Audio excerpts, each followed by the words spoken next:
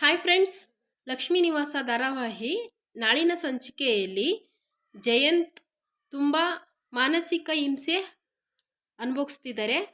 ಇದು ಶಾಂತಮ್ಮನಿಗೆ ಗೊತ್ತಾಗಿದೆ. ಜಾಹ್ನವಿ ಯಾರು ಅಂತ ವಿಶ್ವನಿಗೆ ಗೊತ್ತಾಯಿತು. ಫ್ರೆಂಡ್ಸ್, ಇದು ಮುಂದೆ ಏನಾಗುತ್ತೆ?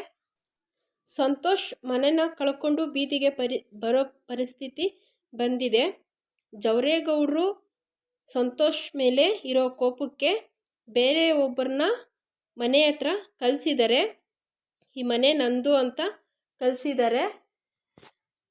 ಸಂತೋಷ್ ಮತ್ತು ವೀಣೆಗೆ ಇಬ್ಬರಿಗೂ ಭಯ ಸ್ಟಾರ್ಟ್ ಆಗಿದೆ. ನಿಜವಾಗ್ಲೂ ಮನೆನ ಕಳ್ಕೊತಾರ ಸಂತೋಷ್?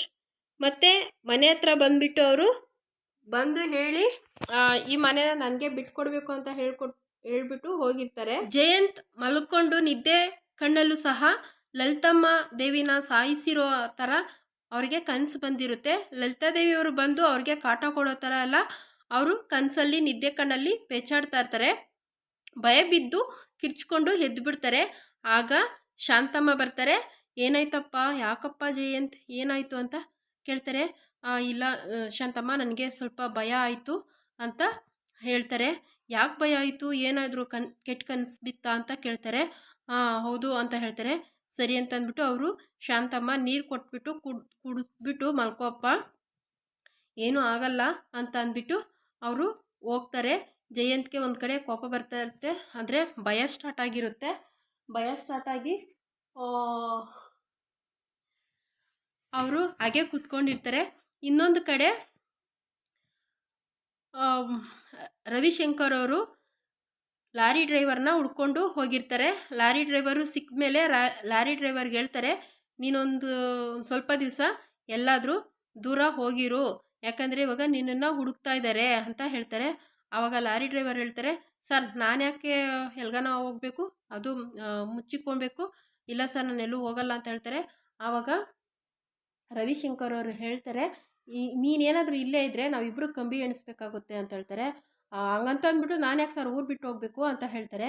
ನೀನು ಹೋಗು, ನಿನಗೆ ಬೇರೆ ಕಡೆ ಹೋಗೋ ಏರ್ಪೋರ್ಟೆಲ್ಲ ಮಾಡ್ತೀನಿ, ನಿನ್ನ ಖರ್ಚಿಗೂ ದುಡ್ಡು ಕೊಡ್ತೀನಿ ಅಂತ ಹೇಳ್ತಾರೆ. ಆಗಿದ್ರೆ ಸರಿ ಸರ್, ಹೋಗ್ತೀನಿ ಅಂತ ಹೇಳ್ತಾರೆ. ಇನ್ನೊಂದು ಕಡೆ ಭಾವನೂ ಮತ್ತು ಭಾವನ ಅವ್ರ ಭಾವ ಇಬ್ಬರೂ ಹುಡುಕ್ತಾ ಇರ್ತಾರೆ. ಲಾರಿ ಡ್ರೈವರ್ನ ಸಿಕ್ಕೋದೆಲ್ಲ ಏನಮ್ಮ ಮಾಡೋದು, ಈ ಥರ ಎಲ್ಲೋ ಹೋಗಿದ್ದಾನೋ, ಅವನು ಎಲ್ಲಿರೋದು ಅಂತ ಹುಡುಕ್ಬೇಕಲ್ಲ, ಎಲ್ಲಿದ್ದಾನೆ ಅಂತ ನೋಡ್ತಾ ಇರ್ತಾರೆ, ಮಾತಾಡ್ಕೊತಾ ಇರ್ತಾರೆ. ಇನ್ನು ಜವರೇಗೌಡ್ರ ಹತ್ರಕ್ಕೆ ಬರ್ತಾರೆ ಮರಿಗೌಡರು. ಬಂದುಬಿಟ್ಟು ಅಲ್ಲಿ ಹೇಳ್ತಾರೆ, ಅಪ್ಪ ಸಿದ್ದೇಗೌಡ್ರನ್ನ ಬಿಡಿಸ್ಕೊಂಬರ್ಬೇಕಪ್ಪ ಅಂತಾಳೆ. ನಾನೇ ಬರಬೇಕು, ನಾನು ಬರೋದಿಲ್ಲ ಅಂತ ಹೇಳ್ತಾರೆ. ಆವಾಗ ನೀಲಾನು ಹೇಳ್ತಾರೆ, ರೀ ಏನ್ರಿ ನೀವು, ಅವ್ರು ಮಾಡಿರೋ ತಪ್ಪಿಗೆ ಅವ್ರಿವಾಗ ಶಿಕ್ಷೆ ಅನುಭವಿಸ್ತಾ ಇದ್ದಾರೆ, ನೀವ್ಯಾಕ್ರಿ ಸುಮ್ಮನೆ ತಲೆ ಕೆಡಿಸ್ಕೊಂಡು ಓಡಾಡ್ತಾ ಇದ್ದೀರಾ, ಬಿಡ್ರಿ, ಅವ್ರ ಪಾಡು ಏನೋ ಮಾಡ್ಕೊತಾ ಇದ್ದಾರೆ, ಅಷ್ಟೆಲ್ಲ ಯಾಕ್ರಿ ರಿಸ್ಕ್ ತೊಗೊಬೇಕು, ಅವನು ಗೊತ್ತಾಗಲ್ವಾ ಸಿದ್ದುಗೆ ಅಂತ ಹೇಳಿದ್ರೆ. ಆವಾಗ ಮರಿಗೌಡರು ಹೇಳ್ತಾರೆ, ಅದು ಬೇಕು ಅಂತಲೇ ಮಾಡಿರೋದಲ್ಲ, ಬೇರೆ ಯಾರೋ ಮಾಡಿರೋದನ್ನ ಸಿದ್ದು ಒಪ್ಕೊಂಡಿರೋದು ಅಷ್ಟೇ ಅಪ್ಪ ಅಂತ ಹೇಳ್ತಾರೆ. ಆದರೆ ಏನೆಲ್ಲ ಹೇಳ್ತಾ ಇದೆಯಾ ಅಂತ ಹೇಳ್ತಾರೆ. ಹೌದು ಅಪ್ಪ, ಸಿದ್ದು ಗಾಡಿ ಫಸ್ಟು ಡಿಕ್ಕಿ ಹೊಡಿಯೋದಕ್ಕೆ ಮುಂಚೆನೇ ಲಾರಿ ಡಿಕ್ಕಿ ಹೊಡೆದಿತ್ತು ಅಂತಾಗ ಮರಿಗೌಡರಿಗೆ ಶಾಕ್ ಆಗುತ್ತೆ. ಆಗ ನೀಲಗೂ ಸಹ ಶಾಕ್ ಆಗುತ್ತೆ. ನೀಲ ಹೇಳ್ತಾರೆ. ಆವಾಗ ಅಯ್ಯೋ ಏನಪ್ಪ ಮಾಡೋದು, ಇದು ಗೊತ್ತಾಗೋಗ್ಬಿಡ್ತಾ ಇವ್ರಿಗೆ ವಿಷಯ ಅಂತ ಭಯ ಸ್ಟಾರ್ಟ್ ಆಗಿರುತ್ತೆ. ಆವಾಗ ಹೇಳ್ತಾರೆ, ಇಲ್ಲಪ್ಪ, ಈ ಥರ ಬರ್ತಾ ಇರಬೇಕಾದ್ರೆ ಫಸ್ಟು ಲಾರಿ ಡಿಕ್ಕಿ ಹೊಡೆದು ಆಮೇಲೆ ನಮ್ಮ ಕಾರು ಹೊಡೆದಿರೋದು, ಸಿದ್ದು ಹೊಡೆದಿರೋದು, ಅಲ್ಲೂ ಸಿದ್ದುನೇ ಮಾಡಿರೋದು ಅಂತ ಹೇಳೋಕ್ಕಾಗಲ್ಲ ಅಂತಂದಾಗ ಜವರೇಗೌಡರು ಯೋಚನೆ ಮಾಡ್ತಾ ಇರ್ತಾರೆ.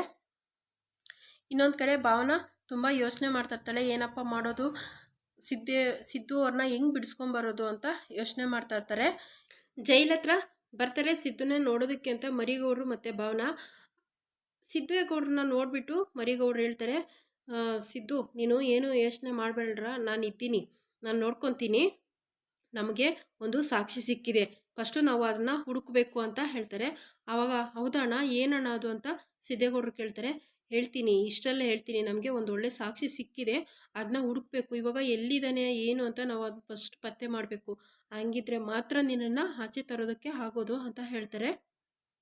ಆವಾಗ ಸಿದ್ದೇಗೌಡರಿಗೆ ಸ್ವಲ್ಪ ಅನುಮಾನನೂ ಬರುತ್ತೆ, ಹೆಂಗಪ್ಪ ಇದು, ಇಲ್ಲ ಅವತ್ತು ನಾನೇ ಡಿಕ್ಕಿ ಹೊಡೆದಿರೋದು, ನನಗೆ ಚೆನ್ನಾಗಿ ಗೊತ್ತೈತೆ, ಆದರೆ ಇದಕ್ಕೂ ಮುಂಚೆ ಯಾರು ಹೊಡೆದಿರ್ತಾರೆ ಅಂತ ಸ್ವಲ್ಪ ಯೋಚನೆ ಮಾಡ್ತಾರೆ. ಆಗ ಭಾವನಾಗೆ ಎಲ್ಲ ಫುಲ್ಲು ಗೊತ್ತಿರುತ್ತೆ ಇದು ಯಾರು ಮಾಡಿಸ್ತಾ ಇರೋದು ಅಂತ. ಆವಾಗ ಹೇಳ್ತಾರೆ ಭಾವನಾ, ಹೌದು ಸಿದ್ದು ಅವರೇ, ನೀವು ಯೋಚನೆ ಮಾಡಬೇಡಿ, ಭಯ ಬೀಳಬೇಡಿ. ಯಾಕೆ ಅಂತಂದರೆ ಇದ್ರ ಹಿಂದೆ ಯಾರಿದ್ದಾರೆ ಅಂತ ನನಗೆ ಗೊತ್ತು. ಅವ್ರನ್ನ ಹೋಗಿ ಹಿಡಿದ್ರೆ ಇದೆಲ್ಲ ತಾನೇ ಗೊತ್ತಾಗುತ್ತೆ ಅಂತ ಭಾವನಾ ಸಿದ್ದುಗೆ ಹೇಳ್ತಾರೆ. ಆಗ ಸಿದ್ದೇಗೌಡರಿಗೆ ಸ್ವಲ್ಪ ಧೈರ್ಯ ಬರುತ್ತೆ. ಇನ್ನು ರವಿಶಂಕರು ಲಾರಿ ಡ್ರೈವರ್ಗೆ ದುಡ್ಡು ಕೊಟ್ಟು ನೀನೆಲ್ಲನ ಹೋಗ್ಬಿಡು, ಸ್ವಲ್ಪ ದಿವಸದ ಮಟ್ಟಿಗೆ ಬರಬೇಡ ಅಂತ ಹೇಳಿರ್ತಾರೆ. ಅದಕ್ಕೆ ಇವರು ಲಾರಿ ಡ್ರೈವರು ಸಹ ಒಪ್ಕೊಂಡಿರ್ತಾರೆ. ನೀಲನು ಫೋನ್ ಮಾಡಿಬಿಟ್ಟು ರವಿಶಂಕರ್ಗೆ ಹೇಳ್ತಾರೆ, ಏನೀಗ ಲಾರಿ ಡ್ರೈವರ್ ಅವರು ಹೊರಗಡೆ ಹೋದ್ರ ಅವರು ಊರು ಬಿಟ್ಟು ಕಳಿಸ್ಬಿಡು ಅಂತ ಹೇಳ್ತಾರೆ. ಆವಾಗ ರವಿಶಂಕರ್ ಅವರು ಹೇಳ್ತಾರೆ, ಹೌದು ಹೇಳಿದ್ದೀನಿ, ಅವನು ಹೋಗ್ತಾನೆ ಅಂತ ಹೇಳ್ತಾರೆ. ಫ್ರೆಂಡ್ಸ್, ಯಾರೆಲ್ಲ ನನ್ನ ವಿಡಿಯೋಸ್ ನೋಡ್ತಾ ಇದ್ರೋ ಪ್ಲೀಸ್ ಸಬ್ಸ್ಕ್ರೈಬ್ ಮಾಡಿಕೊಂಡು ವಿಡಿಯೋ ನೋಡಿ. ಹಾಗೆ ಈ ವಿಡಿಯೋ ಇಷ್ಟ ಆದರೆ ಒಂದು ಲೈಕ್ ಮಾಡಿ ಪ್ಲೀಸ್ ಫ್ರೆಂಡ್ಸ್. ಸಬ್ಸ್ಕ್ರೈಬ್ ಮಾಡಿಕೊಂಡು ನನ್ನ ವಿಡಿಯೋ ನೋಡಿ ಅಂತ ಕೇಳ್ಕೊತೀನಿ. ಬಾಯ್ ಫ್ರೆಂಡ್ಸ್, ಮತ್ತೊಂದು ವಿಡಿಯೋನಲ್ಲಿ ಸಿಗ್ತೀನಿ.